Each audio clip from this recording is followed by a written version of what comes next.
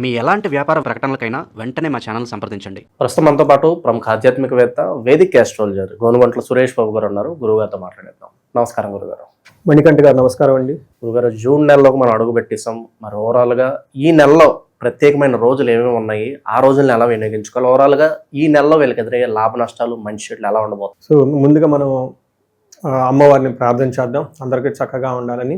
ఓం గం గణపతయే నమః. స్వర్ణలక్ష్మి నమస్తే అస్తు పరబ్రహ్మ స్వరూపిణి రాజ్యం దేహి ధనం దేహి సర్వ కామాంచ దేహి మే.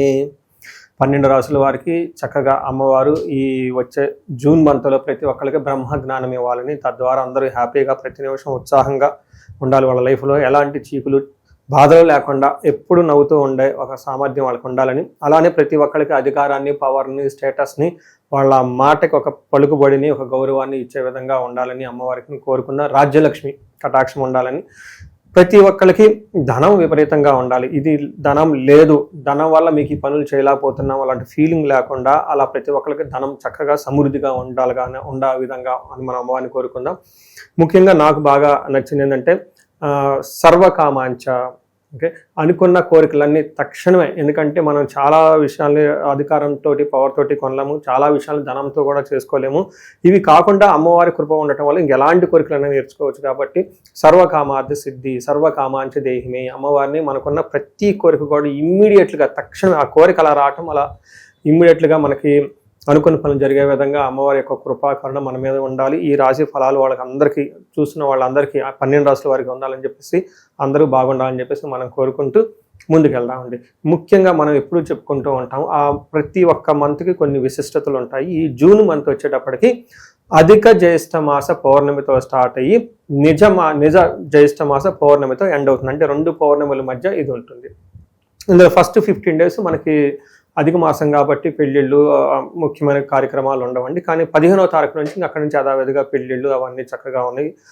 ఈ 15 days కూడా అందరూ ఈ షాపింగ్లు అవి ఇవి చేస్తూ బిజీగానే ఉంటారు. కాబట్టి టోటల్గా ఒక మంత్లీ సెలబ్రేటెడ్ మంత్ అని మనం అనుకోవాలి. తర్వాత ఇందులో ఆధ్యాత్మికంగా మనం చూసుకుంటే ఇందులో ఈ మంత్లో 2 శని త్రయోదశులు ఉన్నాయండి. ఇది చాలా రేర్గా వస్తుంది. ఒకనొక టైంలో 5 మాసాల వరకు, 6 మాసాల వరకు, లాస్ట్ ఇయర్ అనుకుంటా 5 months వరకు శని త్రయోదశ రాలేదు. సో ఈసారి పర్టికులర్గా శనికి సంబంధించిన రాసులు ఎవరైనా బాధలు పడుతూ ఉన్నారో వాళ్ళకి 2 శని త్రయోదశులు ఉన్నాయి కాబట్టి చక్కగా సద్వినియోగం చేసుకోవాలి. వీటితో పాటుగా ఏరువాక పున్నమి అని ఉంటుందండి. అది చాలా విలేజెస్లో ఇంకా బాగా సెలబ్రేట్ చేస్తారు.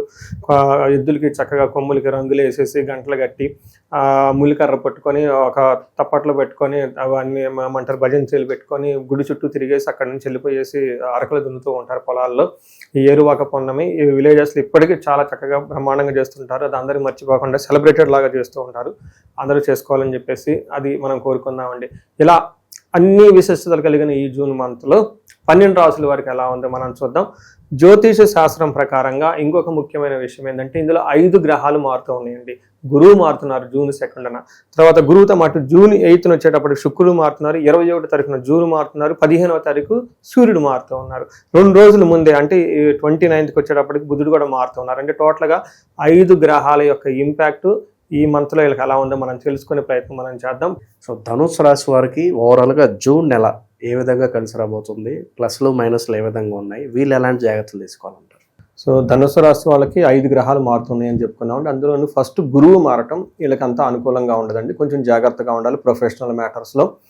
ఎవరైతే మేనేజర్ లెవెల్లో ఉన్నారో, లీడర్షిప్ పొజిషన్లో ఉన్నారో వాళ్ళ యొక్క ఇంటెలిజెన్స్, వాళ్ళ యొక్క ఎక్స్పీరియన్స్ అంతగా ఉపయోగపడకపోవచ్చు. అది anyway long run, whole year కాబట్టి మనం ఆల్రెడీ దాని గురించి డిస్కస్ చేసుకున్నాం. కొంచెం జాగ్రత్తగా ఉండాలి గురువు విషయంలో. రెండోది శని కూడా వీళ్ళకి అర్ధాష్టమ శనితో ఇబ్బందులు పెడుతూ ఉన్నారు కాబట్టి, 2 మేజర్ గ్రహాలు ఇబ్బందులతో ఉన్నారు కాబట్టి టోటల్గా ఈ వచ్చే 1 year అంతా జాగ్రత్తగా ఉండడం ఎంతైనా అవసరం.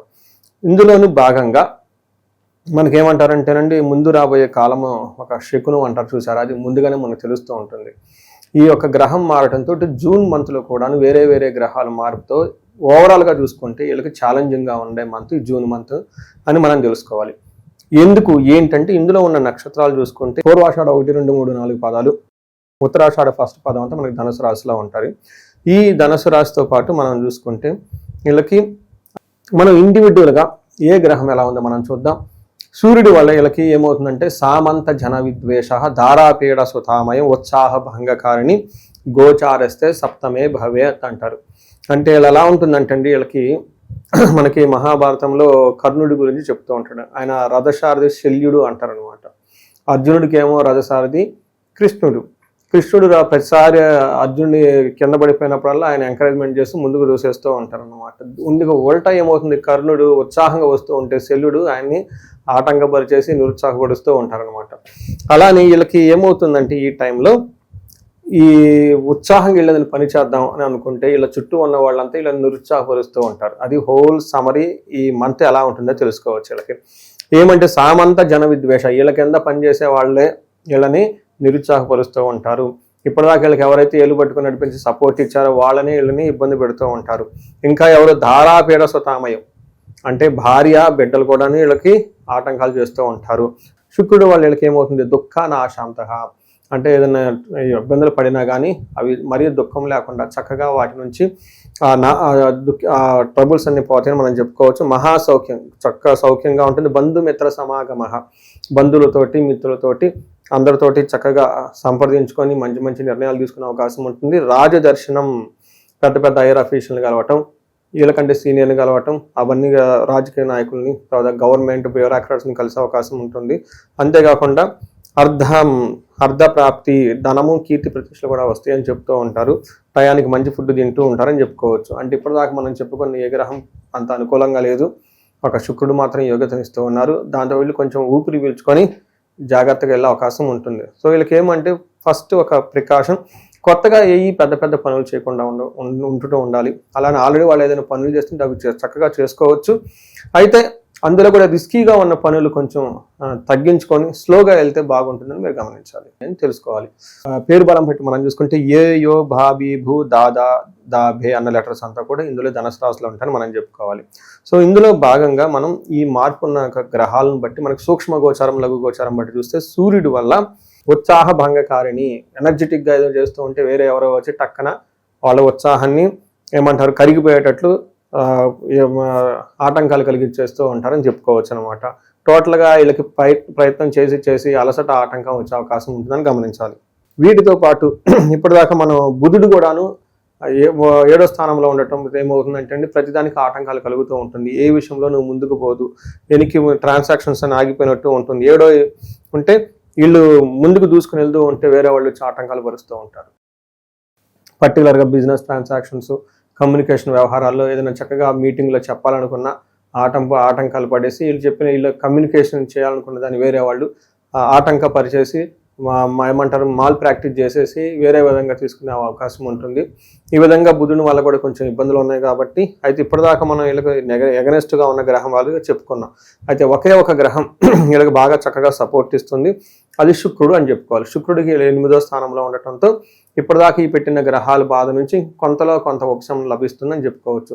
కుజుడు, ఇప్పటిదాకా మనం సూర్యుడు సరిగా అనుకూలంగా లేడనుకున్నాం. ఇప్పుడు కుజుడు కూడా చూసుకుంటే దేహజాడ్యం, సంతాపం, కాలతిక్రమణోజనం, దురితం, కర్మలాభచ్చ, భౌమే పంచమే సంయుతే అంటారు. అంటే కుజుడు కనుక 5వ స్థానంలో ఉంటే మన సంస్కృతంలో ఏం చెప్పారు, సాంస్క్రిట్ లాంగ్వేజ్లో పురాతన గ్రంథాల్లో దేహజాడ్యం, శారీరకంగా చాలా టైర్డ్గా ఉంటుంది.